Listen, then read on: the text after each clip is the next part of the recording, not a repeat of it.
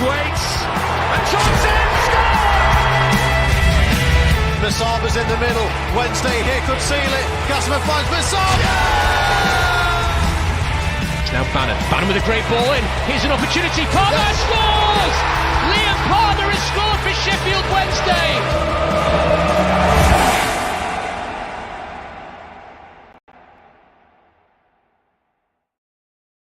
What to say? Chances created, chances missed, lose the game, rinse and repeat. It's been a theme for us all season, and unfortunately it's that again that has cost us the game today. Hello and welcome to Wednesday Till I Die podcast. I'm James Mappin. Alongside me, looking equally as despondent as myself, is Matt Johnson. Matt, how's things? All right? Yeah, not too bad. Apologies to all listeners in advance. My voice sounds as horrendous as it normally does, but it's also now got a good dose of man flu on top of it. So yeah, please enjoy how nasal my voice is this episode.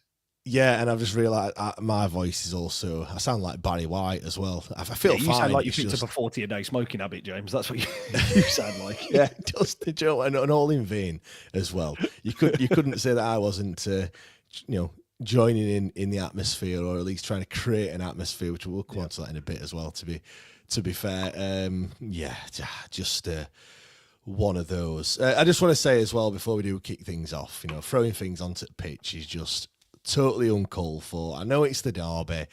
I know tensions can run high and things like that, but yeah, we shouldn't be throwing stuff onto the pitch. It's just not a great look. I thought I'd just kind of box that off at the start, Matt. Yeah, I agree, James. I don't think either side of this fantastic city has exactly covered themselves in glory in the two fixtures this year, with a number of objects, missiles being thrown at players, people holding up statements. There's just a load of things that have gone off. And again, echoing those statements, I get that tensions run high and I get that there's a real deep hatred between the two sides, but some of the stuff that was coming out today, absolutely disgusting.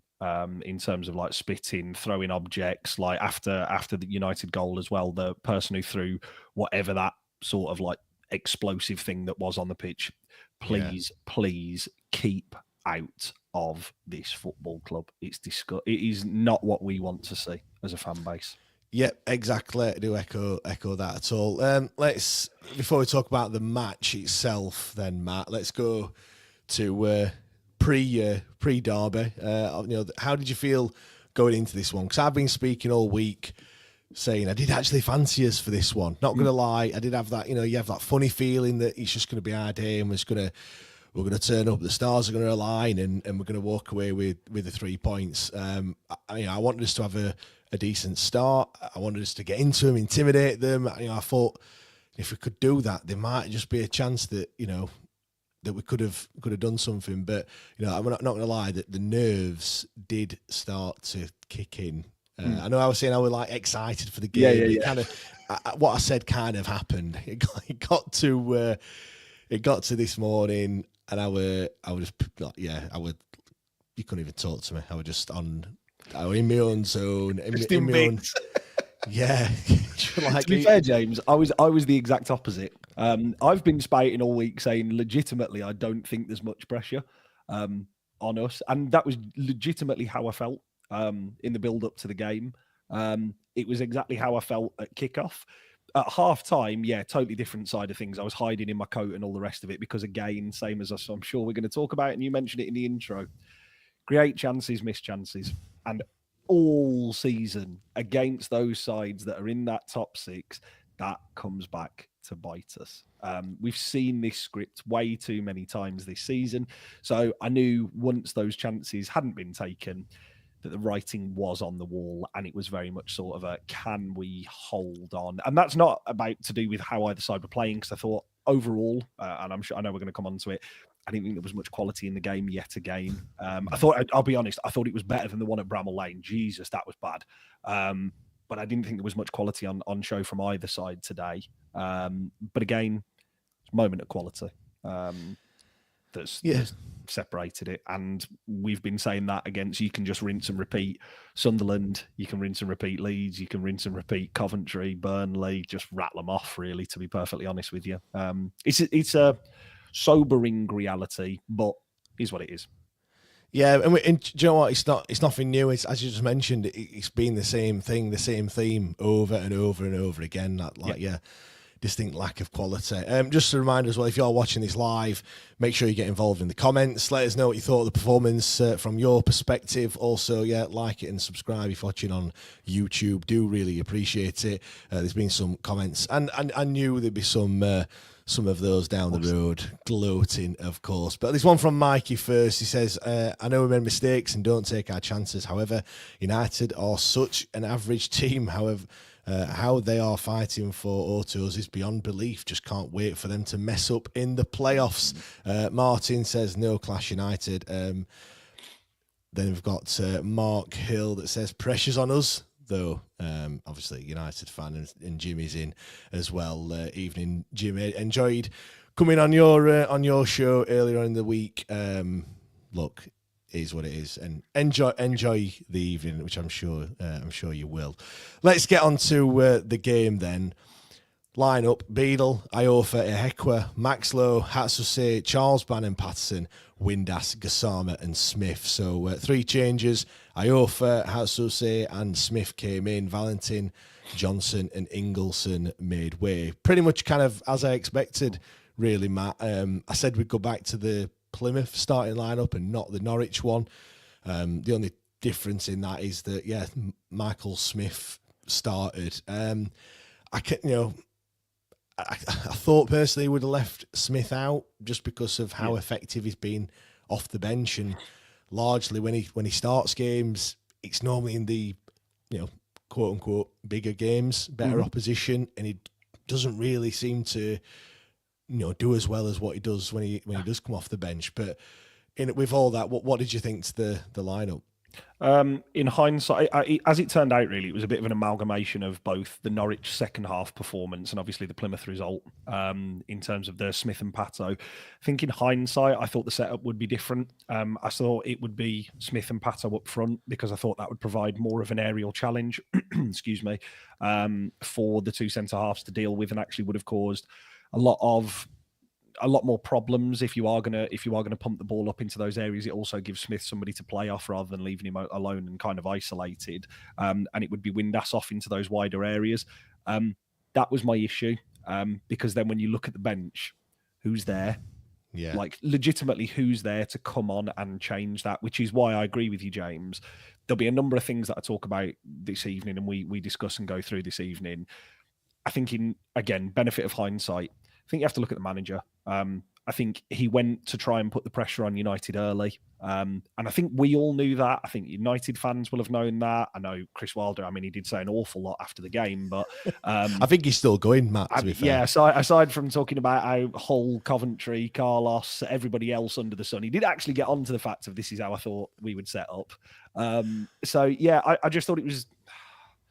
It sounds bad because Danny doesn't get much tactically wrong over the course of the season, but against those top teams, there are a couple of occasions where he seems to have outthought himself and tried to be a bit too cute and clever. Like again, if Michael Smith takes the chance early doors, maybe we go on to make that 2. But again, that's a tall order against the goalkeeper who doesn't concede many in the league. I thought that was the issue from my perspective.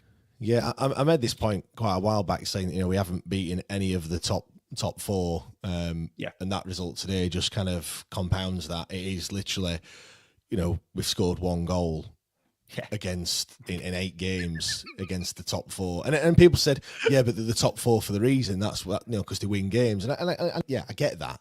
But they don't win every single game. Do you know what I mean? Like, you can actually, score goals against them, and you can actually, beat these ones.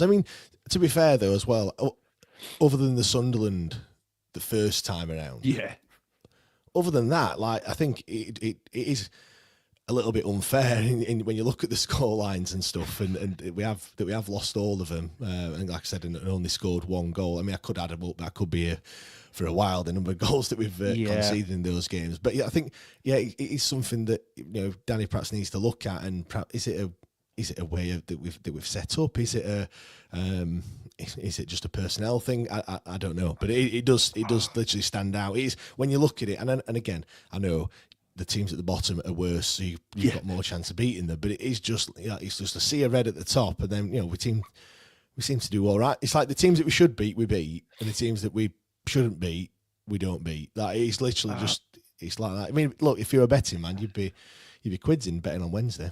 See, James, whilst I agree with you that we have been maybe hard done by some of the score lines, when you've been beaten resoundingly by all of the top four consistently and you've only scored 1 goal, the writing's on the wall and you can't really argue. But do you know what? If I said to you that if I said to you those stats there, like they've all beaten us and we've only scored 1, it doesn't feel like that. No, I agree. It doesn't paint the full picture, but ultimately, as I'm sure we're going to come on to talk about, you can stick your data and all of that type of shite. Well, you're a golfer. What's that saying? There's no drawings on a scorecard. No, it's just pure facts. It's just a goal. It's one of those, James, where like again, I could definitely buy that argument after we just played them once. Like 100%, I could just play that once. Like if we just played all of those top 4 teams, just one round of games, and you've not scored, but you've been in games and you've taken a lot. I completely understand it. When you've got to the end of the season, which we are pretty much at now, with 8 games left to go. When I say end of the season, we haven't got any of the top 4 left to play, because unlike Chris Wilder, I still believe we've got something to play for this season. I think when you get to that point, you kind of have to have a look at it and just go, right, what is the issue here? And the issue is exactly what we've talked about all season, James. We haven't got players capable of consistently taking the chances in those areas, and we haven't got defenders who are capable of defending in those key moments against those top 4 sides. And that is the long and the short of it. Yeah, we'll come on to chances in a second. Let's read some more comments. There's loads of comments this evening. Matt says that result today doesn't really bother me, if I'm honest. The next few fixtures are winnable, so let's get a good run together. Typical home form. Nothing's changed all season and probably won't. United will finish 3rd. They play decent sides and crumble. Don't worry, we'll all be laughing at Wilder and United when they end up in the playoffs. SWFC 2020 says they man-marked Windass with Hamza Chowdhury, and still he was the only Wednesday player today who kept and controlled the ball. United got lucky, but Wilder knows how to win. Chris also says United wasn't much to brag about. Yeah, they weren't. I genuinely, again, from those top 4 sides, and again, I don't want this to sound sour. I think if you remove the emotion from it, again, you can't discount kind of like the points on the board at this point in time. But over the course of those games that we've played, they are the worst of those top 4 sides that we've played in terms of the level of footballing ability. And to be fair, that has been echoed by an awful lot of Sheffield United fans who've said that the style of football is boring and that they're not entertained. I really mean, I'm not trying to get like bites or sound salty here. I am just from my opinion, from watching those sides home and away this year, I'm not sold by them, if that makes sense. Like there are some times where you go to a side and you think, fucking hell, these are good. That hasn't been my opinion of United this year. No matter whenever I've seen them. Yeah, Ash makes a good point. Bannon was poor, didn't see much of Gasman. Smith solid, and Pato did Pato things. Yeah, we're going to talk about Bannon in a bit. Let's talk about that. Didn't take chances. I started off by saying that, and it has just been a theme throughout the whole season. It's mad as well that we've actually scored the number of goals that we have scored. It just shocked me a little bit when I see that, because I do see us missing a hell of a lot of chances. And I know you're not going to score every single one, but today was a prime example that they had one good chance. I know they had a couple of half chances, but one really good chance. And you could argue that we had definitely 2. You could argue 3 good chances if you want to say the one for Ingleson is a good chance because it comes through and it comes in quick. It's still a good chance. It's an open goal and he's less than 6 yards out. Yeah. But we just didn't take any of them. And it's just getting a little bit frustrating now how many times we keep saying it. I know, what was it? What game was it? The West Brom game when we were like, let's just copy and paste from the one before and don't need to bother recording this. And it's just the same again. It's just that lack of quality in that final third and just not being able to. We get presented with chances or we create chances. No. I suppose the chance like for Smith was well worked, great ball in, but you have to be putting him away because you're not going to get as many chances in games. When especially, that's perhaps why against the top sides we've struggled because they don't give you that many chances, and we have to have 4, 5, 6 efforts just to score one goal.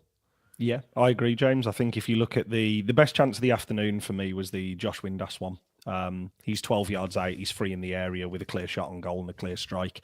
Ultimately, it's the only shot that he tries. He takes the wrong option with and tries to pass it into the net rather than actually putting his foot through the ball. Where he was earlier on in the half, he was trying to hit a half volley from the edge of the 18-yard area into the top corner. 5 minutes later, he has a ball that's rolled to him, and it is teed up, like properly teed up for him. And he side foots it. Again, credit where it's due. Absolutely fantastic block. My personal opinion, I think if it hadn't been for the saves that Michael Cooper made, I think Hamza Chowdhury was the best player on the park for either side today. But yeah, I agree with you. It's we'll come on to talking about the chances. Michael Smith has to take his. Svante Ingelsson has to take his. I think the only one which you can say they've done really well with is Marvin Johnson, because the ball's at kind of above waist height and he manages to get it down and hit it into the ground. It's a good save, but again, how many times this year have we said, Beadle's palmed that straight out to him, and they've just tapped it in. Literally roles reversal. Cooper makes a fantastic save, no right to do it. The Wednesday player is the only one who reacted. And he's 4 yards out and he puts it into the Sheffield United fans in the Leppings Lane end. Put it this way, I had my head in my hands 3 times during the course of the game, and for them 3 chances, every single one, you're thinking it's going to go in. But we've seen this, we've seen the script, haven't we? We've seen it play out time and time again, and it just it shouldn't really come as a shock, to be honest. When you've highlighted, I'm just highlighting this one from SWFC 2020. Your criticism of our best player on this pod is mental. Without him, we would still be playing Cambridge. He's our best player by a country mile. Whilst I don't disagree with you that Josh Windass is capable of fantastic moments and has been great over the course of the season, he goes into the category of other players that we're talking about here in terms of in the key moments he misses the big chances. We've seen plenty of it this season against those top 6 sides. He's missed key chances. No player is immune from criticism, whether he be our, in anybody's opinion, whether he's our best player or not. Yeah, I agree with that. Just because they're a good player, you can say if they've had a shit game, and we're going to come on to Bannon, Shea Charles, Gassama. Do you know what I mean? We're going to come on to them as well. Cause I feel like they didn't have great games either. It's just it's what it is, isn't it? We're talking about the one game. We're not talking about the whole season. We're not talking about the whole 30-odd games that we've played. It is just this one game in isolation. Matt, do you think we turned up for the game in terms of players and as fans as well? I think it's a good question. I think in terms of as a collective, as a team, yes. Because I think for the first half an hour, in particular the first 10, 15 minutes, we were really, really good and we were clearly very at it. And I think that got obviously the fan base into it and all the rest of it. After that, we saw very similar to what we saw against Coventry. A side forces themselves into a game, slows everything down, moves themselves up the pitch, and we struggled to then get back into the game. I think then I don't think it's too harsh to say that there was a lot of effort from players on the park. Like nobody can say that players haven't tried today. That's not a criticism that you can level at it. But there was too many of our big players, which we're going to come on to, who in the key moments where they've got an opportunity to make a key pass or put the ball in the back of the net or stop an attacker running past them, they got beat and they found wanting. And I think that then sapped the life out of the fan base. The thing that surprised me, I think, the most was the reaction after the Brewster goal today. I was expecting a big reaction, and it was shell shock, which, again, from a side that has won, how many games? Is it 5 league games at home all season? Yeah. I can understand it. But again, if you are going to get yourself up for a game, this is it.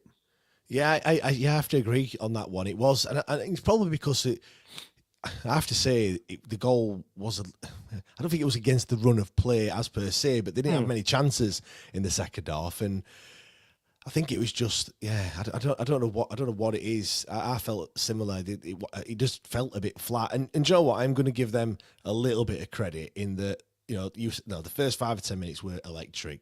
I mean, they were making mistake after mistake. They were putting it out into the stand. They were just oofing it anywhere. And I thought, we've got them here. Like, we've come out and we've really, really turned up. And I don't think they even had the ball in our half during them first 10 minutes. If they did, it wasn't for long. We obviously had that chance with Smith, and the fans were up for it. Everyone were absolutely bouncing. You looked over to the away end, and they just looked motionless. They probably looked a bit shell shocked as well. And then what they did is they just slowed the game down. Every time they got the ball, they just slowed it right down, and it just sapped all the life out of kind of us. Yep. And then obviously they came into the game, which helped, and we just didn't really get it going again. Obviously the atmosphere was all right, but there was times where it did go a little bit quiet. And again, I know it probably down to the whole, was it like, wanting to win or not wanting to lose again, that kind of feeling, and there were nerves going into it as well. But yeah, I think something else that happened in the game, which kind of I won't say it's a big turning point, but it certainly didn't help, was Patterson's yellow card. Yeah, because he was doing everything. He, big tackles. He was, it made me laugh when he blasted the ball in, and was it Sariki that went down injured just because the ball hit him in the legs? And I thought, that was quite funny. And he was doing everything great in that, in that first opening 15, 20 minutes, and then he gets that yellow card, and then everything that he was doing, he could no longer do anymore. Do you agree? Nope, I agree with you 100%. It's hilarious him blasting the ball at a player who's down injured, but that is ultimately what got him a booking. Well, he's stupid, isn't it? Yeah. That's my point. Is, don't get me wrong, hilariously funny, like really funny. Everybody gets up for it. All the players then go into one another. You've got Nell and Windass grabbing at one another's shirt outside of it. You've caused a 18-person ruckus, and it gets all the crowd involved, and then you're on a yellow card and you're ineffective for the rest of the game. Yeah. It just from my perspective, I looked at it and thought, this is a game where, again, as so many times that you can talk about, don't give people the opportunity. Like, the foul is enough. You've left one on the player. Just chip it out. Just chip it out of play. And don't get me wrong, he didn't absolutely hammer the ball at him and like give him a concussion and that. He passed the ball into his back. You're honestly telling me from 5 yards a professional footballer can't just leave the ball or just let it run or just dink it over him or just do something. And it's those key things for a player like Callum Patterson, who plays on the edge, that are going to make him less effective. Because then there was a moment later on in the first half, which was one of Sheffield United's opportunities in the first half. I think it was Sariki who dips inside of him. Callum Patterson dangles a leg at him, and you're thinking, fucking hell, that is, if you make contact with him there, that's 100% a yellow card. And he goes again unchallenged into the box, and he's got a run on players. That, again, for me, is where I think, as a manager, today, you have to look at it and make the adjustment. We made a lot of tactical switches in that first half in terms of where we were placing Gassama, where we were placing Windass, where we were asking players to pick the ball up. For the next 10 minutes, just go and stick Callum Patterson on the two centre-halves. Like, just go and do it. Just leave him there and just ask him to get into the game. And ultimately, it sacrifices maybe that control that you're trying to exert in the midfield or going like for like. But it gets a player back into a game, if that makes sense. And we saw it at Plymouth. Callum Patterson is fantastic at winning fouls when he plays up front. Michael Smith isn't. For all of the good that Michael Smith today, I thought he held the ball up really well and he ran around a lot, very much like Ike Ugbo. But when you are looking at what he brought to the game, I agree with you, after that yellow card, it's not his game. His game then goes back into that little nutshell of like, right, well, I can't make a challenge here. And so much of his good work is that. Yeah, I was going to talk about the ref a little bit later on, but Jimmy said you gave 18 fouls away. That's what slows the game down and breaks any momentum you should be trying to build. Killed yourselves giving silly fouls away. Whilst I agree to a certain extent, I think the ref did his best to kind of just give absolutely every single soft free kick. I don't know if you noticed, he didn't give many, if any, free kicks in any sort of danger areas for both sides, may I add. There was no free kicks kind of just outside the 18-yard box. but every single free kick was to the defending side. An attacker dangling a leg or a little touch, bang, they went down. For both sides, obviously they did it a lot more than what we did. And you know what? They probably did it in the first 5 or 10 minutes, realised that they were going to get everything, and they just played to it. And fair play, because it does exactly that. It just kills all the momentum, and yeah, it worked to a T. I think that also contributed to kind of killing a bit of the atmosphere as well, Matt, as well. Yeah. Just like kind of playing up to the ref, really. Yeah, and again, I'll go back to it, James. I mean, again, I'm not going to complain about the referee, because I thought he, as you've rightly said there, thought he gave every safe decision that he had to. To be fair to him, neither side asked a question in and around the box. Neither side made him make a decision in and around the box. Like, there was that great run that Marvin Johnson went on late on, and he cuts back, and then he looks up and he sees that the two players are kind of like there. He then overruns the ball, falls into the player, lands on his leg, free kick United. And it is a free kick. Like, Svante Ingolson in the corner, 92nd minute, player running away from goal. You just pen them in and leave them with an opposition there. It gives away a stupid free kick. Again, it's ridiculous, but it is those decisions that when you are needing to build momentum in a game and you are needing to build pressure, you just don't do it. Legitimately, you just don't do it. Yeah. Scott says, a lot of pigs in here with obsession. Go away, you're not wanted. Yeah, look, Scott, everyone's welcome. Well, let them have their moment. It's absolutely fine. Let's talk about the goal then, Matt. I know you've analysed it to the nth degree, it seems, with the comments that you've put in the Discord. But for me, it's just poor defending. Sidney Peck does well on the right hand side. Good run from from their striker. And Michael Ehekwe just, oh my God, like he frustrates me so much. Well, he does and he doesn't, because I feel like you have to cut him a little bit of slack in that he himself probably didn't expect to be playing as much football in the Championship this season as what he has done. And he has come in and he has done okay, but he does have limitations. Yeah. But Christ almighty, like, talk about, like, literally just go on, son, just knock it past me then. Like, it didn't even really drop a shoulder. He just dragged it past him, and it was like turning an 18-wheeler. Do you know what I mean? It was so easy to go past him. And then they get a little bit fortunate with the deflection, which then kind of, I'm guessing why Beadle doesn't do much better with it. Yeah. And then do you know what? When I saw him cut inside, I just knew it was going to be a goal. Yeah. And then you see Brewster, of all people as well. And just for those Patreon members as well, I think I'm going to stop doing the ones to watch on the preview show now, because I think literally, and I know obviously it makes sense, ones to watch and then they score. Like, that's because they're the ones to watch. I had a little bit of a joke saying, Ryan Bruce is the one to watch. But fair play to him, he has matched his tally from a few seasons ago of 3 goals. So, fair play to the lad. But it had to be him, didn't it? Just had to be. Yeah, of course. Yeah, absolutely, of course. I think when you're going back to looking at the analyse the goal and you've kind of broke it down, it starts from Bannon trying to do too much, which he was guilty of for much of the game. And I know we're going to come on to talk about him a little bit later. But he plays to be fair, it's the first time that I've actually heard Danny actually publicly come out, and he didn't criticise him, but he said he plays a pass and then went back on it, and he went, he's trying to flick the ball round the corner, because that's what he was trying to do. He was trying to do that one touch, little flick round the corner to take out the midfielder and run off him. No, not where he's trying to do it. It's not the right thing. And after he loses the ball, he does the admirable thing of trying to go hunting after the ball rather than actually doing his fucking job. Which is going back and getting the right side or making a foul and slowing things down. Exactly what we saw of him at Norwich. What did we see of him at Norwich? He'd lose the ball, he'd give away a foul, he'd get back to the right side, he'd go wherever.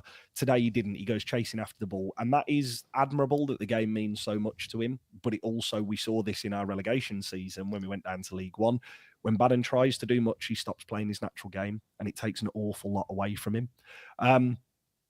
credit where it's due. It's a good ball through. It's a fantastic run from Tyrese Campbell. It is, because a lot of fans are saying he's offside. He isn't offside. He's well onside. Yeah, it's a fantastic run, and we'd seen flashes of that in the first half. I think there was one from James Beadle where he came out. I think where he came out and collected the ball. Eventually.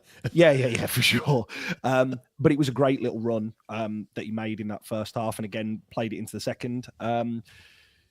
He then does all of the right things. It's a very, very basic move, but it's the right thing to do. Shapes up Michael Ehekwe, gets him to get flat-footed, and then just nicks it past him. Michael Ehekwe then, again, poor, goes to grab at him. And again, how many times have we said that against these top 4 teams? And again, this is not a slight on Michael Ehekwe. Michael Ehekwe is our 5th, 6th choice centre-back. He is not like a first choice centre-back. And again, as you said, probably didn't expect to be playing, but in those crucial and key moments, better players do take advantage of him and those defenders. Nicks it past him, goes round him. Then I froze it on when Campbell plays the ball, and I chucked it in the Discord. There are 3 unmarked United players on 12 yards. 3. Yeah. 3 unmarked, and it is Ben Brereton Diaz, Gustavo Harmer, and I can't remember the other one. It's again, Shea Charles trying to close him down. The support is absolutely nowhere for him, like absolutely nowhere. The ball ricochets off Shea Charles. Again, James Beadle should do better for me. I know it comes at him very quick. Yeah, Gary said Beadle at fault again for their goal. I don't think he's at fault. I personally think he is one of a catalogue of errors in there. Like, I don't. This isn't like, one of the others. It's another one where you can just add it to those catalogue of errors. He flaps it like he's trying to flick it away rather than just get a hand on it, stop it, and then just bring it in. He tries to like flick it away, and actually, as he flicks it, he ends up kind of like flicking past it. I think the deflection doesn't help. The deflection, it's really close, and had it not had the deflection, maybe he does a little bit better. But still, you see again, you've pointed it out there, the 3 United players, 12 yards out. In that situation there, the ball is only going to go one place. Like, he's going to save it, and it's going to be pushed out, like to the penalty spot. Like, that's in that scenario like that, that's all that happens. And we haven't got any players to mop it up. All our players have rushed to the goal line. Yep. And all their players have just, I know obviously, well, if he was someone a bit closer to Brewster, maybe, might have done something about it, but they've all kind of ran to the ball and not looked at where the danger is. And I think you were saying in the Discord as well, if it had they missed, it would have been classed as perhaps the wrong choice. If Beadle had got a bit more onto it, he should have really pulled it back, I guess. But it doesn't really matter. That's where, sorry, James, that's where the deflection comes in, because he is trying to cut it back. He's trying to do the right thing. Because I think if you were Ben Brereton Diaz, if that goes out for a corner, you are going absolutely fucking ballistic at him. And again, Brereton Diaz caused us all sort of problems drifting into those pockets coming off the right hand side all afternoon. The ball then goes across, and my issue is with Paul Valentin here. My issue is with Paul Valentin on Tuesday night against Norwich, where he couldn't deal with Borja Sainz. I know that there is an excuse, like in terms of like, I know he's trying to jump towards the ball because he sees and reads the cutback. Come on, you've got to smell the danger. Like, you have to smell the danger. There's a goalkeeper and 2 centre halves in the way. Like, it's going to, like, that's your defensive line there. What you don't do is get drawn in towards the ball, which is what happens.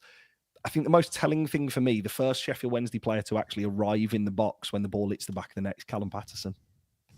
Bannon and Josh Windass, who are both in those central midfielders positions, they are getting back, but it's too slow. And when you're playing a 3 in midfield with a number 10, your 2 midfielders have to be in absolute lockstep in sort of area of the pitch. And we have seen both of them do that this season. It was one of those where, again, you can unpick it and micro-analyze it in all sorts. I think you just have to give credit where it's due. It's a great run. It's a good turn.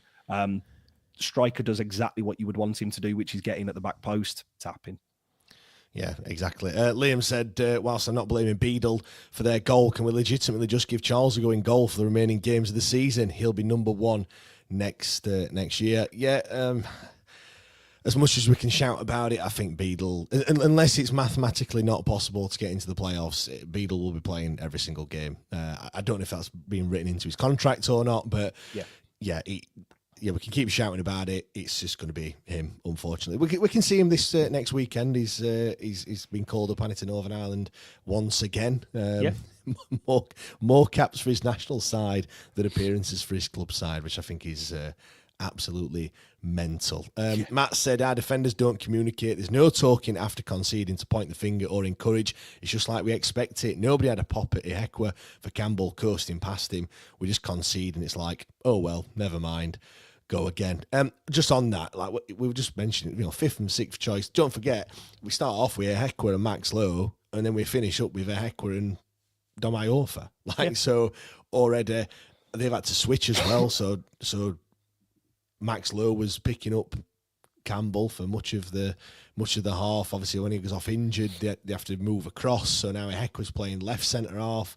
Dom's gone right centre half. It's all moved around, and when there's limitations, it's going to be difficult. I'm going to come on to Charles and Bannon. I felt like they both didn't have a great game. No.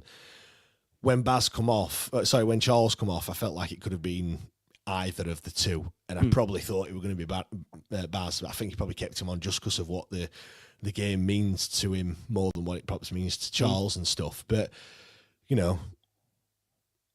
don't think we've said this many times this season or really criticised both of them, but we do call a spade, and and I do feel like both of them, saying they didn't turn up is not probably the right words. Like they just both had a poor game. The passing wasn't quite there. Decision making, I felt, just in key moments when we get into a key area of the pitch, just not quite picking that right pass out. Charles' passing were a bit, going a bit astray. I have no idea what it is. I don't know what it was. I don't know if it's the occasion or what. But they both, you mentioned before, big names, big players have to turn up for these games, and when they don't, it's just making it a lot more difficult for yourself, aren't you? Yeah, I mean, there's an argument to say that those have been our two best players this season. Those two best players today, again, and they're not alone in it, because actually in little spells of it, thought Shea Charles's ball carrying was fantastic. There were moments in the first half where he drove through a couple of players and then played the ball off, which was good. And again, a huge thing that we've seen over the course of the season. I thought there was moments and elements in the game, especially in the second half, where Bannon just kept dropping deep and receiving the ball off defenders and actually starting attacks and moving the ball out wide, especially when Marvin Johnson came on. Thought that was really good. But again, as you say, James, it's in those key moments and those key decisions. Shea Charles played a pass. It was in front of the T1 on the north stand. Paul Valentin's out wide. Yeah. And he just smashes the ball past him out of play. He's done that a few times. I think he thinks he's playing with Jerry Gassama. Like he's got the same pace as everyone, because there's a few times that's happened. To be fair, like and it kind of rolls into the next point, Matt, of that just distinct lack of quality. Yeah, and we keep talking about it, and we keep referencing it's the man at the top that's kind of caused all this problem.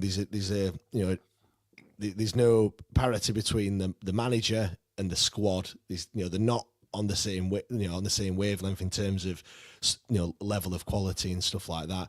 The telling point for me was it was in the first half. It was kicking towards the Kop, and the ball comes to Michael Smith. He's probably I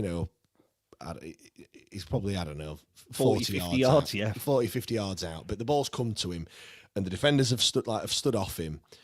And Gassama's on the right hand side in front of the south stand, and the ball's kind of come at him at like hip high, and he's tried to sweep it across to him, and he's absolutely flushed it, and he's just knocked it straight out of play. Yeah. Well, first of all, I think it's behind Gassama, and I don't know if it bounces or not, but it's just a terrible pass, goes straight out of play, and I'm just looking and thinking, there's nobody around him. He could have took a touch. And I just think, like, better players, it's not even a difficult pass. Like, better players would have just played that pass into Gassama's run. He'd have ran onto it, and he would have started some sort of attack. You can then swivel, and you're then looking to get into the box. Yeah, and something can happen. And obviously you're hoping that other players are going to back you up. But that was it. Like, you just get it's those things that we keep talking about. Like, yes, the players are trying. Yes, they're doing great. Yes, he's got 8 goals this season. But you've referenced that Charles pass there. I mean, and Charles is a great player, by the way. Yeah. He has got the quality. It just didn't quite happen for him. But it's just happening too many times. This like final third, they're either the wrong decision or just the wrong pass or the wrong weight on the pass, and then all that good work that you've done, all that passing around the back and moving the players around and stuff like that, all just goes to waste just because the pass has just gone straight out of play. And it's just happened so many times, and it's just getting a bit annoying now, Matt. It is frustrating, James. I can sense the frustration in your voice there. Yeah, I'm probably getting wound up about it. Yeah, I can see. Because I can see the potential, and I can see that what we're doing is working, and what Danny's trying to do is nearly coming off, but it's just that word nearly. It's nearly every single time, and I can take it if it's 1 game or 2. We're 30-odd games in, and it's the same thing over and over again. Like, just not good enough. I think it's, but ultimately that is what Danny was talking about earlier when he talked about a ceiling. Like, he talked about it a couple of weeks ago, didn't he? He mentioned about the squad having a ceiling. And we've mentioned it on here a number of times. We, as you've said a couple of times, we call it as you see it. Between the two sides today, that genuinely there was not much in terms of actual quality over 89 minutes, say. The 30 seconds that you need to carve a side open to actually take a chance, we don't have that. Like, there's no shame in like us sitting here and actually admitting it. Like, there's no shame in that at all. And Wednesday fans being very honest and open about it. We just don't have that against those top sides. We just don't have that extra edge. And that's, again, a huge testament to how far this squad has come, because it has come a million miles from last year. The brand of football and the style of football that we were playing this time last year is totally different to what we are doing now.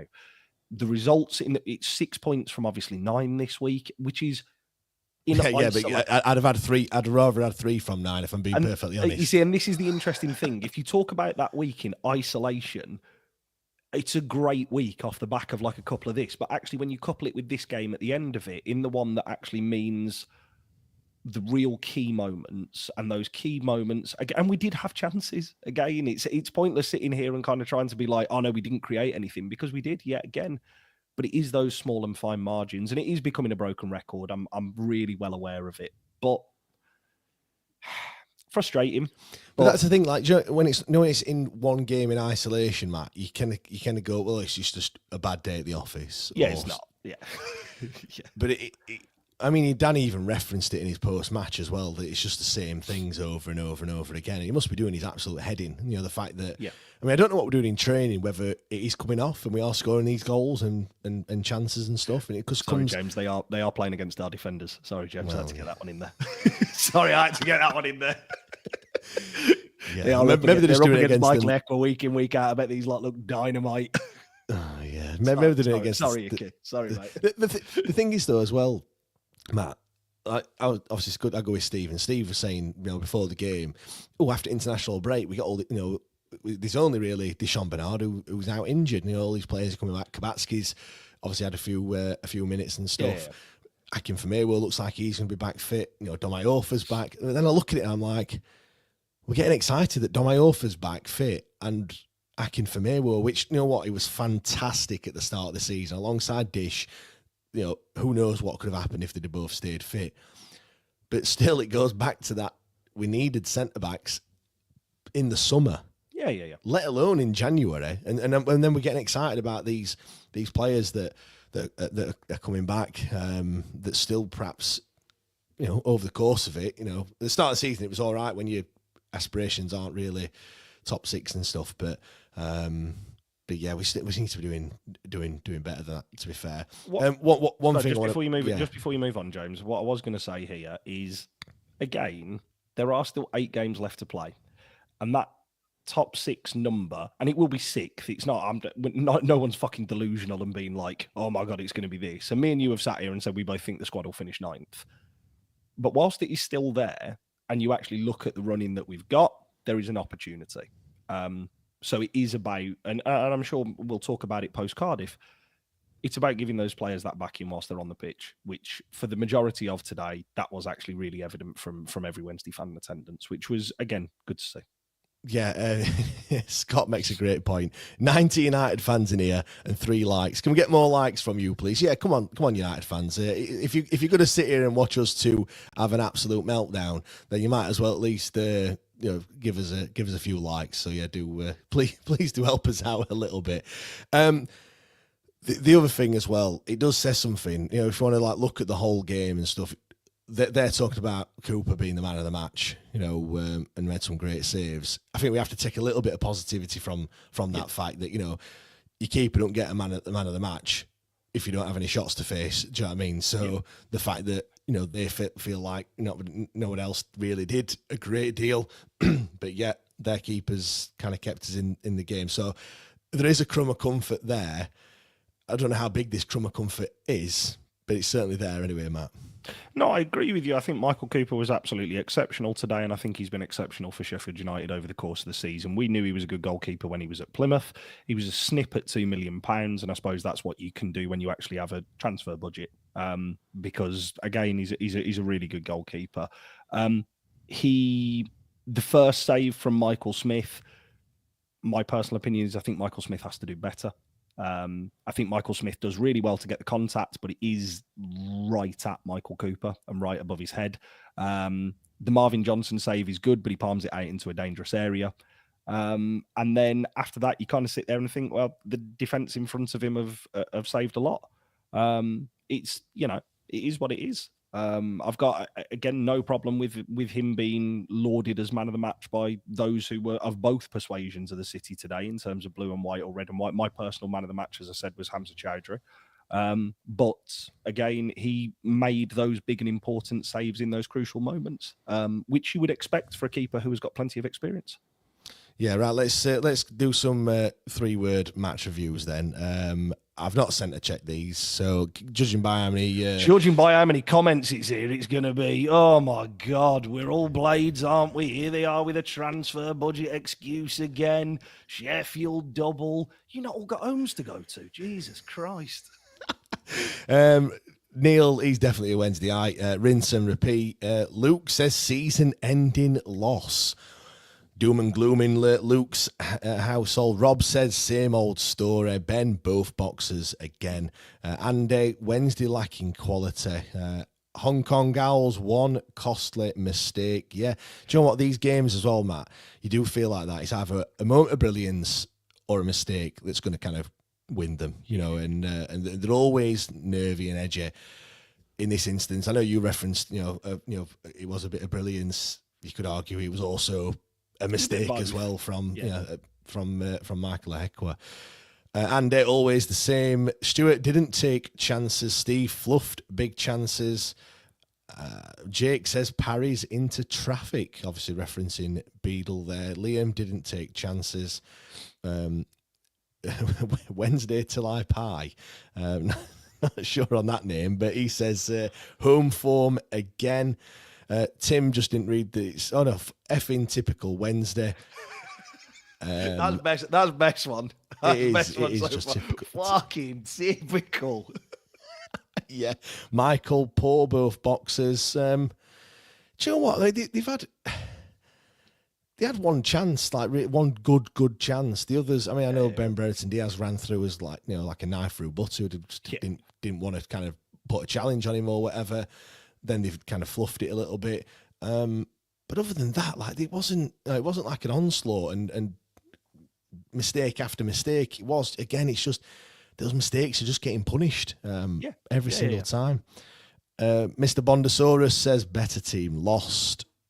Jones, home form, awful. It is getting a bit of a joke that now, isn't it, the home form? The home form is poor. Also, just going back to the previous one of that better team lost. Me personally, I don't agree with that comment. I thought a draw was a fair result for what was on show today. I don't think it was better team lost because I thought, again, we've given a lot of credit to the red and white side of the city. Thought defensively they were exceptional today in terms of actually marshalling it, but they still gave up those big chances. Do you know what, though? You mentioned that Chowdhury block. Yeah. It's not just United. I feel like other teams as well have done similar. they seem to be putting everything on the line, and I don't see us doing anything simple. Do you know what I mean? Doing anything like that at all. I don't see us flying in with blocks and flying in with tackles. I don't know what it is. Why we're not doing that. I think because, and this is not meaning to be horrible, James, to those players who are there. We do that, but it's telegraphed. If you think earlier in the season, I always go back to this one. Do you remember the Cardiff game at Hillsborough where they broke and scored and they'd had one shot all game? Yeah. We saw 4 players go flying past the forward. It's because, again, this sounds so horrible. Players at this level should be able to recognise when somebody's going to come flying in, take a touch and finish. Just before we move on, James, I've just highlighted Richie Boy 66's comment here. He's a Leeds fan who's just come across this and he said, come on, lads, come on, just smash the like button. And then further down, he's just put, yeah, you're both shite, but I definitely prefer Wednesday. So I just thought that's worthwhile. What's his name? Just flag him. Yeah, definitely. I'll read a few more tweets out before we're done. Ian, so one-dimensional. Rob says Ehekwe-like statue. Albert, not good enough. Dolzed, not our best. And then Dave, not good enough. I know I did well there to kind of not read any of the of those. Have clearly waded in as they all do. Something else I didn't really want to talk about this, but seeing as though everyone else is talking about it, I thought we'd give our thoughts on it. And those in the comments are going to go absolutely mental at this, I'm sure. But I'm really looking forward to this section. I wonder if you can guess what we're going to be talking about next. I was just wondering, James, if that video printer on the side of this is going to be able to keep up with this next section. Well, Matt, I was, you know where I live. I'm not too far away. I had to go and drop my dad off, so it took a little bit longer, which did actually mean that I caught this interview. Obviously, you've got a bit further to go, so I'm sure you got it in its full entirety. Well, I'm obviously sorry, talking... James. Just before we get on to that, I got on the motorway at Sheffield, and he'd only stopped talking by Nottingham. Fucking hell. Yeah, I am going to talk about the Wilder interview on Radio Sheffield. I mean, talk about rent-free. I thought, do you know what, genuinely, I thought that he was coming across as like the most hard-done-to guy that there ever has been. All he did for, I want to say 5 minutes, it felt like about 10 minutes. I've no idea how long it actually was. We just talk about things in the past. I mean, look, they give us a lot of grief for living in the past, and rightly so. It's been a long time since we've been in the Premier League, and you know, some of us still think that we should be a Premier League club and everything else. But we're talking about stuff that he didn't even do. But do you know what? As well, joking aside, like he doesn't. I know they're going to say, look, he's a fan and all this, that, and the other, but he just needs to show a little bit of class for me. And I know they're loving it, but come on, it were a bit embarrassing, weren't it? To be fair. Yes. The blunt fact of it is yes, James. It was. My big issues with it were not kind of like him going off on kind of a rant about the club and all the rest of it. Because genuinely, I would expect nothing less from Chris Wilder. He's a Sheffield United fan. He behaves like how the Sheffield United fans are doing so in the chat, in terms of like giving it loads back and all the rest of it, which I've got no problem with. My issue with it was we were going back to this 2016 and 17, and he was talking about being sat in the pub with all his mates and he was watching the Wednesday game. That's a huge problem to begin with. Like, that's a fucking massive red flag, like huge, big red flag. Why are you sat watching us playing a playoff final? Then he wrote Hull into it. So there's another club he thinks can fuck off. He then talked about this journey that Sheffield United had been on the first time round about the promotion, and we've all heard that until you stick to the back teeth of it, which is genuinely it's a wonderful achievement. Like, it is a wonderful achievement. Let's not try and like dodge the difficult question within the room. What he then talked about was he basically skirted over the fact that he has to leave twice and wanted paying off. And and went, yeah, like if it had been me for the full season, or if it had been Heckingbottom for the full season, we'd have gone up that year, or we'd have stayed up that year. And you're just thinking that's ifs and buts. Like, we're talking ifs and buts here, and I only do absolutes. You then get onto this time of when he come back last year, and he was talking about this difficult season and all the rest of it. And then he went on this massive tirade of like, you can stick your data, you can shove your data up your arse and all the rest of it. And all I kept thinking about was, so what you're telling everybody here, Chris, is that you don't actually look at any analytics.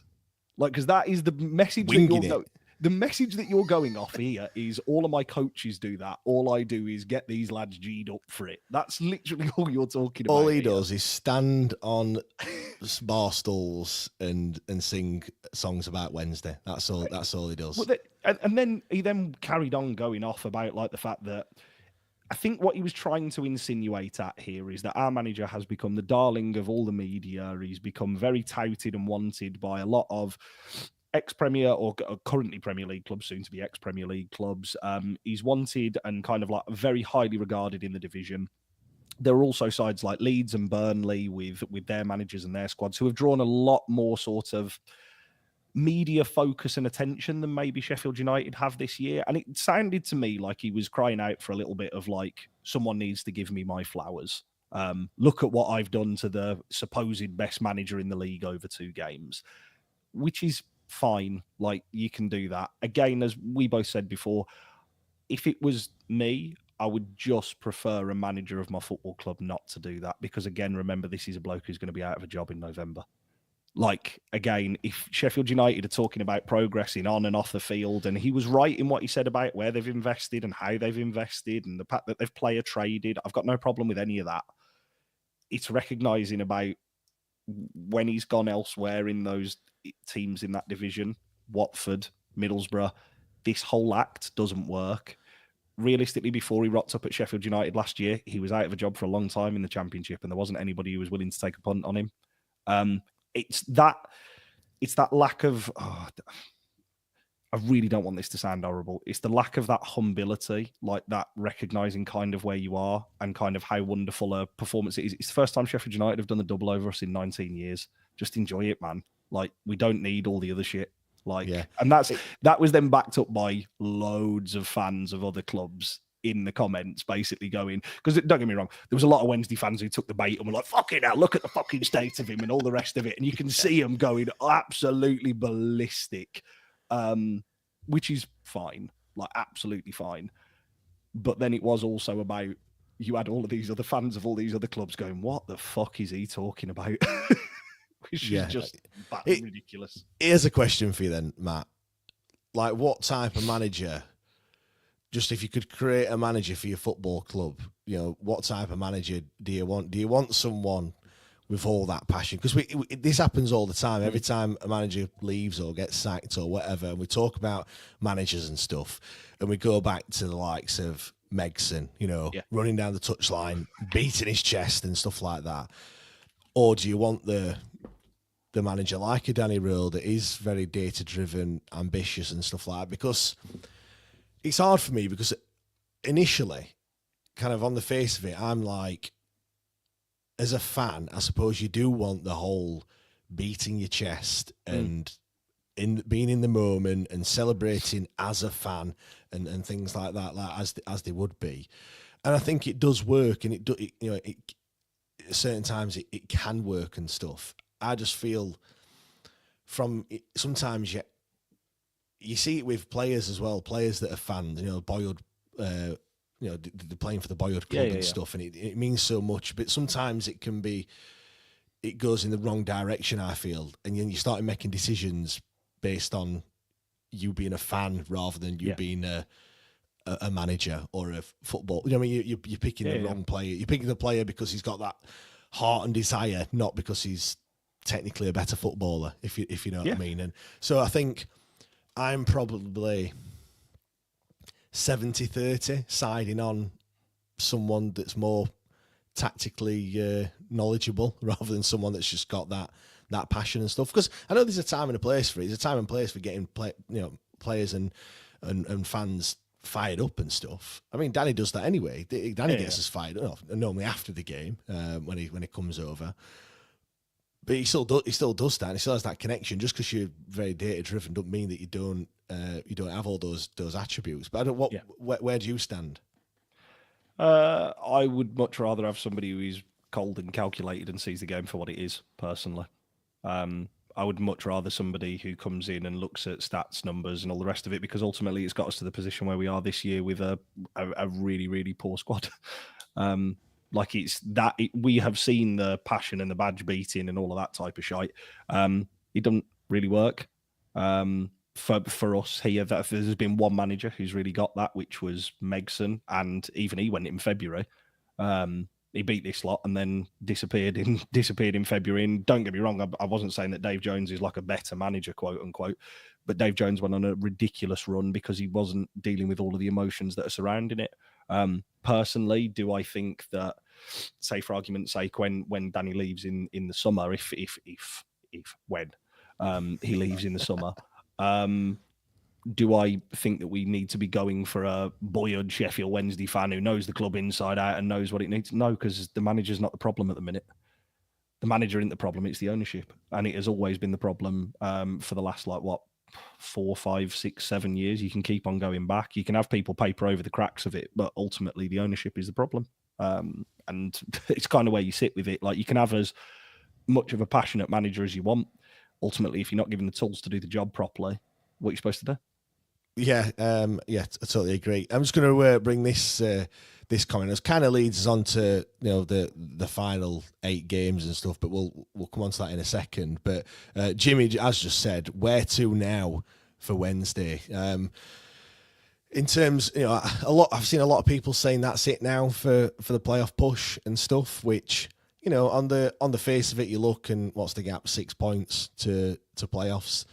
There's still a lot of games. Well, no, there isn't a lot of games, but it's still a fair amount of points to go for. And I think the thing for me, the thing that I'm still holding on to, is that these teams above us keep slipping up. There's only really Coventry that are actually on a decent run of form and actually blowing everyone away. All the others, I mean, just looking now, when you look, all right, Bristol City, they've won 4, lost 1. Drawn 1. Coventry's a similar sort of story. They're 5 wins and 1 loss in the last 6. West Brom, they've lost 1, drawn 1. Watford lost 4 of the last 6. Blackburn, they're not great either. They're not doing too good. These teams that are slipping up around us. Do you know what I mean? And we could still do. We could still do something if we put a decent run together. I just realised I'm looking at the home form then when I was reading that. I thought the teams were a bit worse than what that actually is. I'll just go over it again. Bristol City, 3 draws and 3 wins in the last 6. West Brom, 4 draws, 2 wins in the last 6. Do you know what I mean? They're not all winning every single week. I know Coventry is only the exception, isn't it, really? Yes, it is. Who are on an absolute tear as well, they should be. It's just, it's just the stark reality of kind of where we find ourselves. And again, we've got nobody else to blame but ourselves in terms of the ownership model that's been allowed to just kind of sit and fester here for a while. Just while we're doing a little bit of housekeeping here, James, Rich, thank you very much for sticking around. And I agree with the comment that I've starred within the chat in terms of some of the stuff that was going on. Sadly, I've had to remove somebody from the chat who just decided that going out drinking on an empty head isn't always the best. Yeah, cheers for that, Matt. I just think that let's come on to the last 8 games. Then we've got Cardiff, Hull, Blackburn, Oxford, Stoke, Borough, Pompey, and Watford. I see this game today as the last quote unquote difficult fixture, if you know what I mean. And look, I know. Yeah, some people are going to say, those games, they're not all easy. They're not all a given. Yeah, I get that. I totally get that. But we're playing none of the top 6 in any of those remaining fixtures. I think there's only 2 teams that are above us. Everyone else is below us. We've got a decent run there. I know I was going to say, the teams we've got at home versus those we've got away. If anything, I suppose the ones we've got away we need to look at because they're the ones we're going to pick the points up with. You look at them; it is a more favourable run of fixtures, isn't it, Matt? When you look at it, so that again, if we're going to do something, then it's better playing against some easier opponents. I agree, James. I'm not going to change my tune from what it's been at the start of the season. If you can get yourself to touching distance by Easter, or you're still within touching distance by come the Easter weekend, you've had a fantastic season. That's not going to change now. Ultimately, my expectations on where the season and where we're going to finish isn't going to change now. Like, there's no way. I think we've seen enough of the evidence, even with 8 games to go, of where I think this season will ultimately finish for us. But you are giving yourself a puncher's chance. It is going to take a monumental effort from that squad. As I said, I think it was earlier on, James, that I do think the squad that finishes in 6th place, I think it's going to be a lower points total than last year. We had a look at it just before coming on, wasn't it? And it was in the 70s. I would imagine it's going to be in the 60s this year, just because of the inconsistency of those teams who are in and around or above us. Coventry, for me, are firmly locked in there. Like, Coventry now are on such a run that they can have a bit of a slip up because the teams underneath them just aren't. They've not had that consistency of the run that, say, Coventry have had. Everyone around us is more than beatable and more than doable of getting there. It's now going to go back to that bloody mathematics that we had at the back end of last year, innit, where everyone was checking phones for like scores for this weekend and scores for that. But ultimately, let's focus on ourselves. You've got to take care of business at Cardiff away in 2 weeks' time. It's a wonderful opportunity that we've got, but it's useless going there to Cardiff 2 weeks from 2 weeks Saturday and turning up to a side who are going to be fighting to stay in this division. They are trying to get themselves kind of moving forward and trying to be upwardly mobile and push themselves away from that bottom 3. It's pointless rocking up there and thinking you're just going to win. You've really, really got to have a hard reset now and push on to focus on the good work of the previous 2 results prior to this one. Yeah, Jimmy said that Bristol City, Coventry, West Brom are all miles better. Just on that, when you look, West Brom, yeah, all right, we beat them at our place, they beat us at theirs, but really they shouldn't have. It should have been a draw. So I think Bristol City. 2 draws, a 2-2 and a 0-0. 1 win at Cov and 1 win at Hillsborough for Cov. So it's completely evenly matched between both teams. And I know Coventry have got better since, and they are on a bit of a run. So if we're looking at it, if we are going to sneak in, it is only a sneak as well. All I'm trying to get at is I don't think we can just completely write us off from the playoff picture just because we've lost against United. Like, I don't think. Look, yeah. Had we have drawn, had we have won the game, yes, it would be firmly. Certainly if we'd have won the game, it would be firmly back on. 3 points would have been great, going into that run of fixtures. Yeah. You always see some team kind of come from nowhere.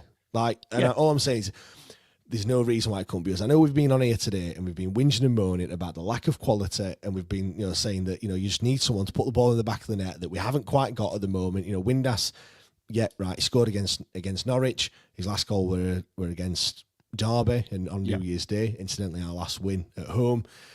Smith, I know, yeah. Smith, I know he's got 8, and Joe as well. That the home form is probably what's going to kill us.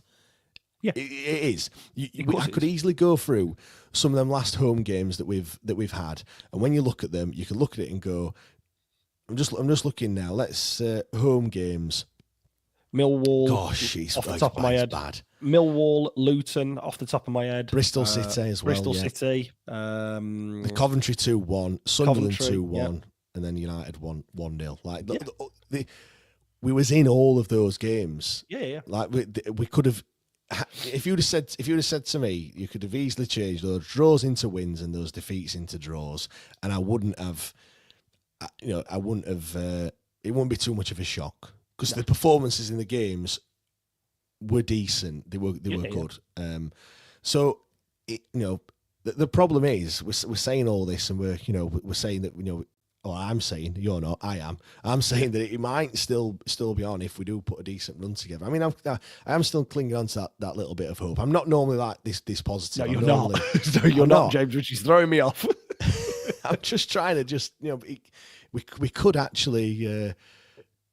I mean, let's see what happens against Cardiff. Do you know what I mean? Let's see. That's it. Yeah, that's it. You have to take it game by game at this point, because again, this is the point of the season where one result actually does make a huge impact. Like one result now after this last international break, we saw it last year. One result can make a huge impact. And if it's teams around you are winning, you have to keep that up, because there will be a slip up at some point from somebody. You just have to be there to capitalize and give yourself the opportunity. We are 100% an outside chance, like massively outside chance. But again, whilst it's mathematically still possible, you still have to keep believing that it is still there.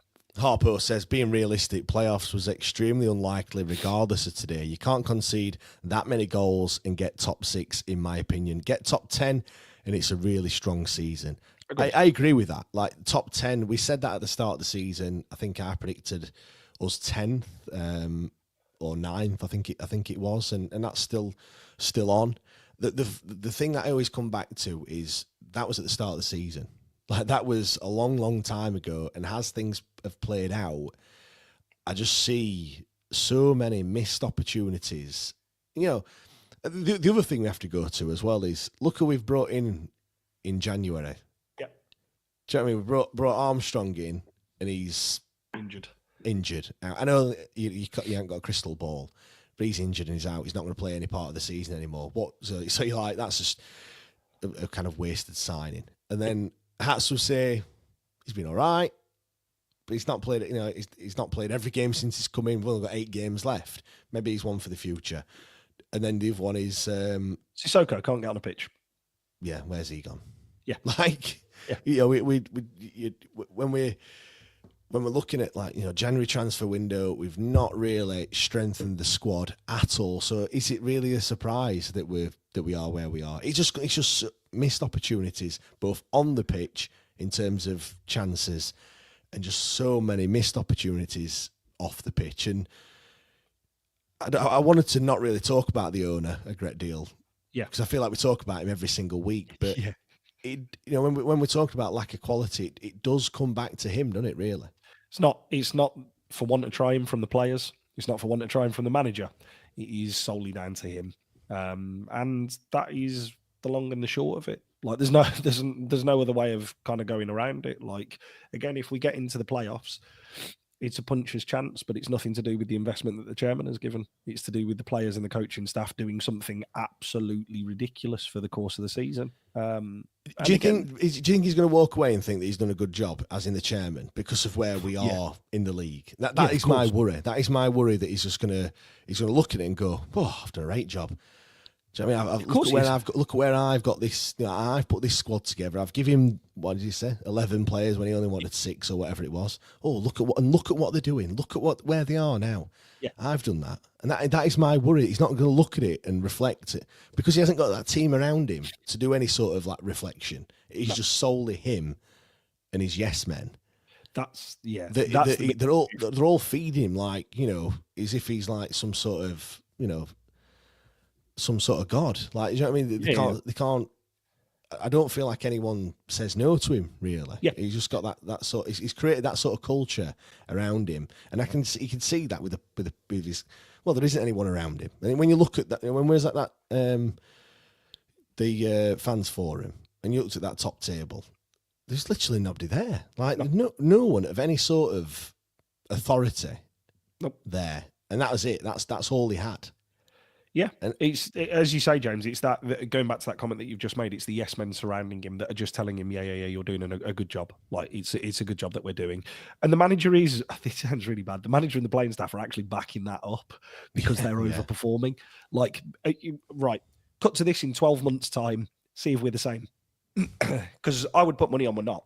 Like, I would put good, solid money on that we are not in this position in 12 months' time, with a chance, with 8 games to go, of a chance of making the playoffs. I don't think we will be. I do actually worry, to be fair. I am genuinely worried. We've got 8 games left of the season, and I know I've said we could sneak it, but that's with that certain man in charge, as in charge of the, you know, Danny Röhl I'm talking about, not the man actually in charge. And I feel that if we, you know, if/when Danny does leave at the end of the season, because I feel like it is highly likely that he's probably already gone anyway, that will just, I don't know, I genuinely don't know what's going to happen, but there'll be no Shea Charles. I know there might be some money to bring him in, but by all accounts, he's not on a great deal. He's just a young player that's on loan. We've got to find another equally as good young player. Bannon's getting a year older. You know, we've got Ike Ugbo. Yeah, we signed him on a permanent, unfortunately. He's not scored a goal all season. Still hasn't scored. Not even in the squad. I don't even know what's happened to him.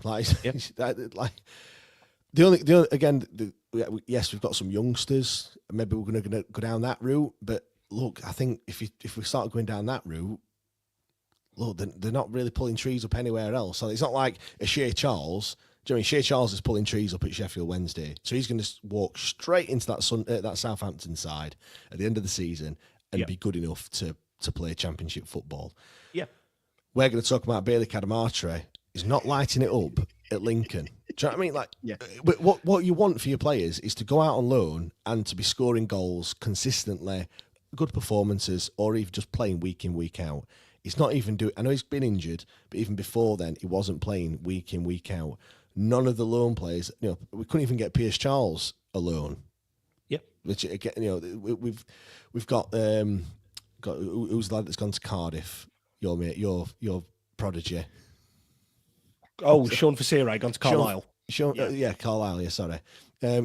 Sean Fasira has gone there. Can't even get in the squad. Yeah. So what's that saying for like kind of the future of the club? Like, if you haven't got any money to spend, you need at least decent youngsters to bring through to actually help you and help the squad. And we haven't even got them. Couple into that, James, I'll just throw this petrol on the fire. All of the leadership at the minute with the squad is coming from the manager. Where there's no off-field structure that dictates kind of like the footballing direction, like none whatsoever. So you've then got potentially, the manager does go in the summer. You've then got to you've got to reset your expectations of what a manager is looking for, the type of youth players that he wants to promote and bring in, because the style of football will have to be different because we haven't got the same squad next year.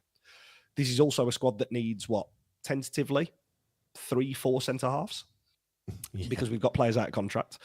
3 centre midfielders. Probably. Let's say Jenny Gassama does stay, but Jenny Gassama's into the last year of his contract, so if you're not going to renew it, you really should be looking to sell. Yeah.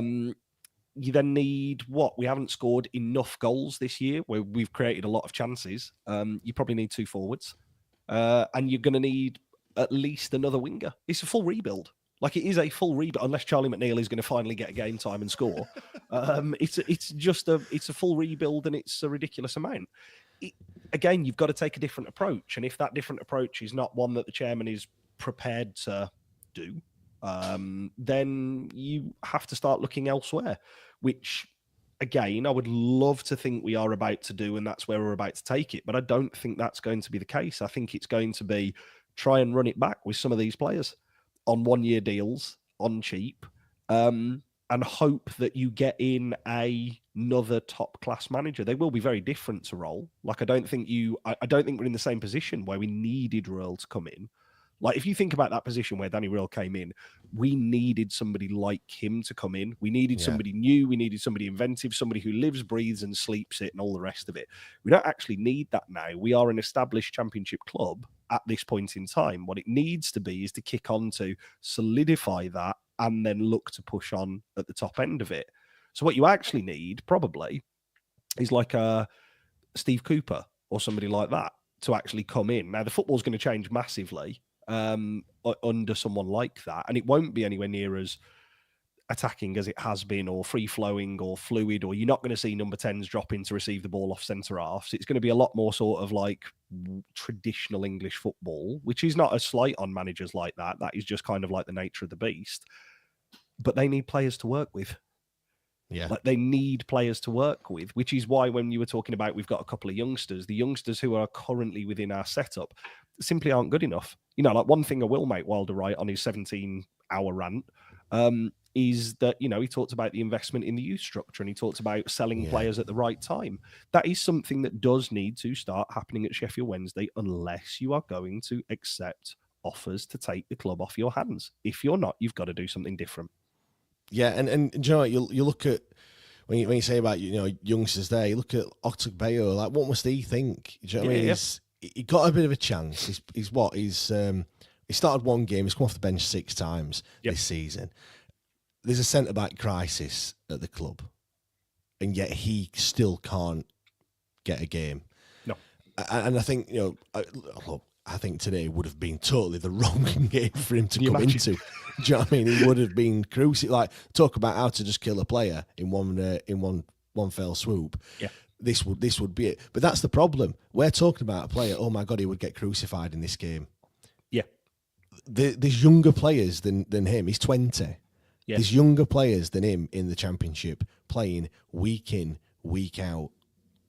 But we see these youngsters, and I don't know whether it's just because we're not used to it, but we're talking to them like, we need to, they need to come in when they're ready and stuff like that. Yeah. Like, they've just got to, there has to be a point where you just have to play them. Although saying that, I said that about Matthew Penny, and he came in and he was absolutely garbage. So, you see, sorry, James, the reason why I think we make all of those like excuses, if you want to call them that, is because deep down we know they're not good enough.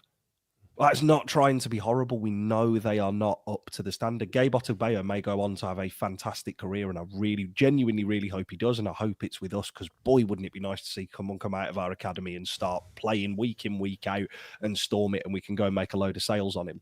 But the honest answer is, if he was good enough, he would be playing. That's it. The same for Charlie McNeil. The same for Bailey Cadamartri. If Danny Rull genuinely believed Bailey Cadamartri could get the numbers that, say, for argument's sake, Michael Smith or Josh Windass has got this season, he would still be here and he would be playing, and it would be his shirt to lose. He doesn't. He knows that he needs the development. Sean Fasire as well. Wonderful, wonderful footballer from the 3 performances that I've seen of him in a Carabao Cup. You're honestly telling me he's going to come in and step in and fill in Shea Charles' boots for next year? He's not that type of player from the 3 games that I've seen of him. And he's also... technically, I don't think this is a slight to say it, you can't get the Carlisle side at this minute. Like we're bottom of League 2, by the way.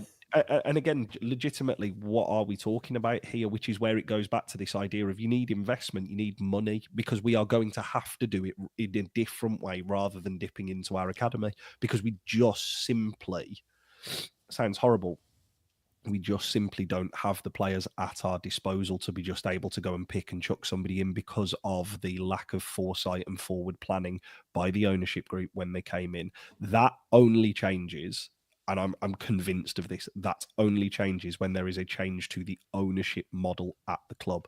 Now, we know that's not going to be Dejphon Chansiri. That may be at Chansiri today, who was stood there looking very sharp in his suit, waving his hand around, taking videos on the pitch. He didn't have a shirt on a flag this week, did he? No, funnily enough, no. At Chansiri did not do that. I think he was much more trying to get the pics for his Insta, I would describe it as, which was, to be fair to him, fair play. Flown, what was it, like 14, 15 hours to come to a game. You take as many photos as you want, kid. And then you start looking at, well, going back to this point that Gary's just made here, the pod that obviously we did with Simon from 1867 News, we know there are interested parties out there. Whether you choose to believe what Simon had to say or not is your own doing, but I think anybody who listened to it can't suggest that that isn't a really well-rounded and well-put-together argument. There are people out there who want to buy this football club, but the shitstorm isn't going to hit the fan until the summer, because that is when panic is going to set in. Because when we know what's happening with the manager, that's Remember when Darren Moore left? This is going to be that, but on steroids. Like, it's going to be so much worse in terms of the fucking meltdown, like, that is about to income if that does happen. Do you know what? I just be better if we win 8 from 8 and just go up. Yeah, I just hope that, like, if it's going to happen, let's at least know it's going to happen, as in from a club's perspective, not necessarily a fan's perspective, but from a club's perspective. And by God, when we announce that one's left, please, on the same day, announce that a new manager's come in and you've already got it lined up and sorted, because at least we can not have that weeks and weeks of not knowing. And you know what it's like, us on pod, we'll have, if it's 3 weeks, have 3 podcasts to talk about, like, what's happening at the football club. You can just squash all that just by appointing a new manager, and you can just look forward to whatever that new manager's going to do. Whether it works or not is another thing. Because agreed. Before we kind of wrap stuff up, I feel when it comes to the club and kind of moving forward and stuff, I feel like the club will have to get worse before it gets better. I feel like this season has massively just papered all over the cracks. Danny's done a wonderful job with quite frankly a squad that shouldn't be in this sort of position. It shouldn't really be still with a chance of going up. We should be.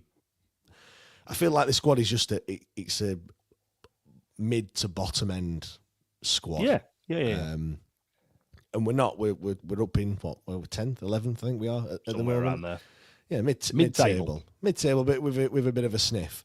So, but I feel like if he's not going to put the investment into the squad, and he's not putting the investment in anywhere, is he? Really, he's just literally just keeping us afloat. He's keeping the lights on. Yeah, he is, and that's not good enough for this. And once Danny moves on, and I can't see us bringing in another Danny, because I think because for every Danny success story in terms of doing what he's done and got us to where he is, there's always a Jos Lukai, a Jos Lukai, or Jokanovic, or whoever else it may be that doesn't really work. So, I feel like I don't want to say the R word, the relegation word, but I feel like it's going to have to take something like that to actually have a bit of a reset at the football club, which I think is really, really sad. Yeah, the other thing that I've just highlighted here, which neither me or you have covered here, James, and this has just sent me into an anxiety spiral, is players who are out of a deal who potentially want to re-sign won't re-sign deals until they know the situation with the manager. So that just backs up all of that recruitment over and over and over again, is just how crucial it is. As you say, it's almost the worst kept secret in football at the minute. It's almost the worst kept secret in football at the minute that at the end of this season, the manager leaves. If we all know that and we can come up with some solutions, you better hope the club have. Because if they haven't and they allow it to run for, as you said, 3 weeks, if he thinks there's pressure on him now from an ownership perspective, which it has died down in recent weeks, if he thinks there's pressure on him now, it's going to be an awful lot worse in the summer. If we then don't make signings or signings of new players and all the rest of it, of course, I would really firmly expect us to make Barry Bannon an offer and a couple of others, and they may choose to stay. Like Bannon, I think, will be here until he retires, which is exactly how it should be because he's been a fantastic servant to this club. Even if I was in Callum Patterson's position, I would be thinking, I have got a new family here. But I could also just take them up the road back to Scotland if the managers are going to come in and it's a relegation fight. I don't really fancy that. Yeah. And get a 3-year deal or something. Yeah. Or like your Michael Smith or your Michael Ehekwe, they might just go, do you know what? I really fancy going back down to League One and just having a bit of a laugh here. And just going and banging 20, 25 goals for fun for Bolton or somebody like that. It's not going to be as good next year. It's time to move on. And as you just say, I think it was Simon alluded to on the pod that we were doing, if all you are able to do is keep the lights on and you are able to just take an, 6, 7, 8 million deficit a year and just move on with it and but you haven't got any more to kind of turn the ship around, it's going to be a lot worse in the summer. Yeah, right. Let's wrap things up, Matt. Massive thanks everyone that's, well, I was going to say everyone that's been in the chat. Maybe not, because it's the most of them won't be here next week, will they? Really? Because they'll much like at Bramall Lane next season when they've stayed down. Yeah. Had to get one in there, boys. I had all my banter earlier on. I've ran out of it. Run out of steam. Ran out of steam. Well, not quite, because we are going to be doing extra time as well. So do make sure you head over to Patreon if you want to enjoy that one. I'm sure most in the chat won't be doing just that, but you never know, because we are going to be talking about. There was a tweet on X just about kind of the standards of the club and more so the fans. And just kind of, well, I'll read the tweet out. Standards of this club are in the bin. We should be fucking fuming that a club of our history and support is now a mid-table champ side that's more likely to go down than up under this owner. Losing derby games, but oh well, we were the better side. Can't be arsed. And I just want to talk about that mainly, Matt. So that's what we're going to be doing over on Extra Time. Why are we so accepting of mediocrity is what it's going to be called. So that sounds fun. So if you want some more, another half hour of therapy, then do make sure you join us on that one. Patreon.com/WTID pod.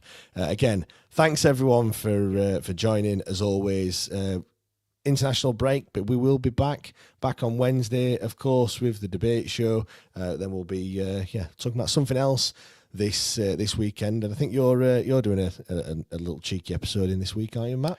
Yeah, please keep an eye on platforms, obviously YouTube, Spotify, all of the Apple Podcasts, Amazon. People listen to podcasts on Amazon, James. They might do. No idea. Yeah, I mean, if you do, change it.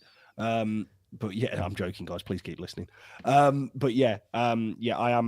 hopefully all being well, able to meet with Simon on Tuesday. So we'll hopefully have some updates for everybody then. Nice one. Thank you very much, everyone, and we'll see you all next time. Cheers.